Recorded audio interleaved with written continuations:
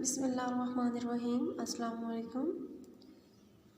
क्या हाल है प्यारे बच्चों, उम्मीद करती हूँ कि आप सब खैरियत से होंगे। मैं आपको जमात पंजम में खुशामदीद कहती हूँ। जैसा कि आपको पता है कि कोरोना की वजह से स्कूल बंद कर दिए गए हैं और कोविड-19 की तीसरी लहर ने बहुत ज़्यादा शिद्दत अख्तियार कर लिया, बहुत तेज़ी से फैल रही है और ये बहुत ज़्यादा सख्त है। इस लहर में हमें बहुत ज़्यादा एहतियात की ज़रूरत है।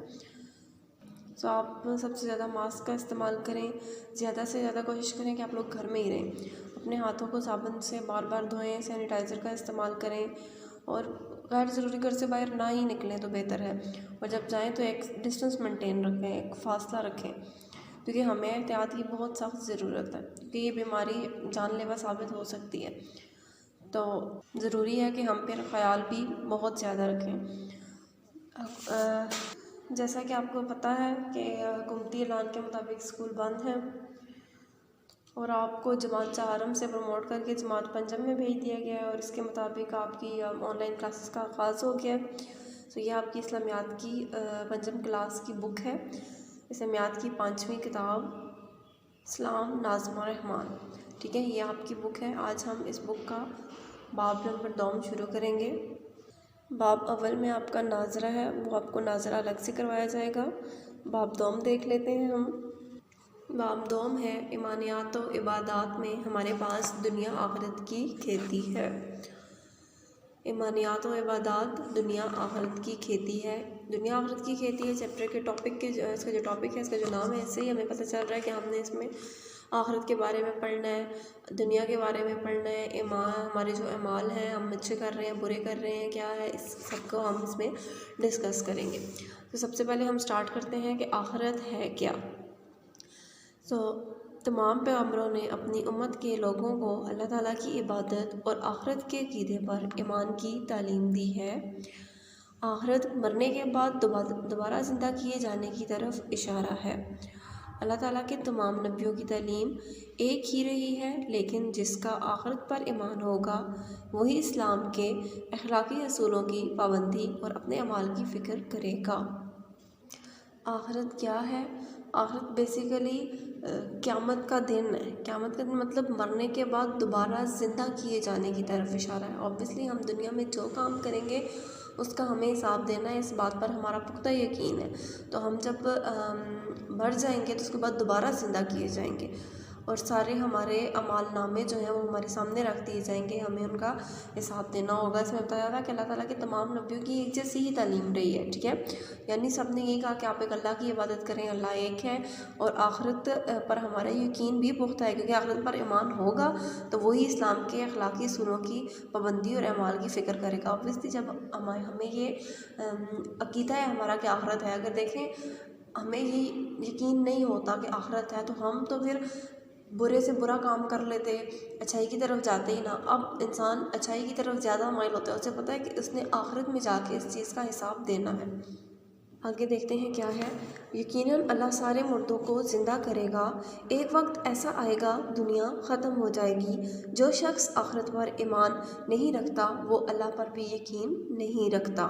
नेक और बद लोगों को अलग करने के लिए इंसाफ का दिन यानी क़यामत का कायम होना ज़रूरी है। क़यामत में हर चीज़ फ़ना हो जाएगी सिवाय अल्लाह की ज़ात के जो हमेशा बाकी रहने वाली है।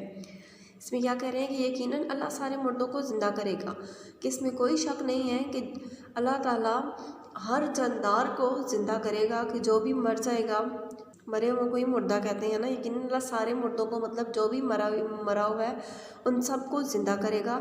एक वक्त ऐसा आएगा, मतलब ये हमारा यकीन है कि एक वक्त ऐसा ज़रूर आएगा कि दुनिया ख़त्म हो जाएगी, मतलब क़यामत आ जाएगी, दुनिया ख़त्म हो जाएगी। जो शख्स आखिरत पर ईमान नहीं रखता वो अल्लाह पर भी यकीन नहीं रखता। ये बात तो क्लियर है कि आखिरत पर ईमान होगा तो अल्लाह पर यकीन और पुख्ता होगा। नेक और बद लोगों को अलग करने के लिए इंसाफ का दिन यानी क़यामत का दिन कायम होना ज़रूरी है। नेक और बद मतलब दुनिया में जो अच्छे काम करते हैं वो अलग, जो बुरे काम करते हैं वो अलग, इन सब का फ़ैसला क़यामत वाले दिन ही होगा।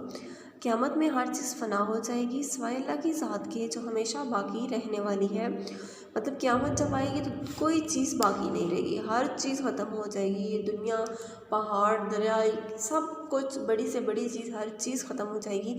सिर्फ अल्लाह ताला की ज़ात बाकी रहेगी, जो कि कभी भी जो है वो हमेशा बाकी रहेगी, जो कभी ख़त्म नहीं होगी। नेक्स्ट पेज नंबर 8 पर हमारे पास है कुरान और आखिरत। अब इसको हम पढ़ लेते हैं। तर्जमा, कह दो कि इनको वो ज़िंदा करेगा जिसने इनको पहली बार पैदा किया था, वो हर तरह की तहलीक को जानता है। अब देखिए इसमें क्लियर हमें कुरान पाक में बता दिया कि इस आयत से अंदाज़ा हो गया कि अल्लाह ताला ने साफ़ कह दिया है कि कह दो कि वो इनको ज़िंदा करेगा, कि बता दिया जाए सबको कि हर जानदार चीज़ को अल्लाह ताला दोबारा ज़िंदा करेगा जिसने इसको पहली बार पैदा किया है। मतलब अल्लाह ताला ने आपको भी पैदा किया है, पहली बार अल्लाह ताला ने आपको पैदा किया तो वही आपको दोबारा ज़िंदा करेगा। वो हर तरह की तहलीक को जानता है, कि अल्लाह ताला हर तरह की तहलीक को जानता है, हर काम अल्लाह ताला कर सकता है, हर काम। तो बेशक इसमें कोई शक नहीं है, हमारे इस बात पे यकीन है कि मरने के बाद दोबारा ज़िंदा किए जाएंगे और हम जो अमाल करते हैं दुनिया में हमें उसका हिसाब लाजमी देना होगा। एक और आयत का तर्जुमा है, कह दो कि अल्लाह ही तुमको जान बख्शता है, फिर वही तुमको मौत देता है, फिर तुमको क़यामत के रोज़ जिसके आने में कुछ शक नहीं तुमको इकट्ठा करेगा, लेकिन बहुत से लोग नहीं जानते।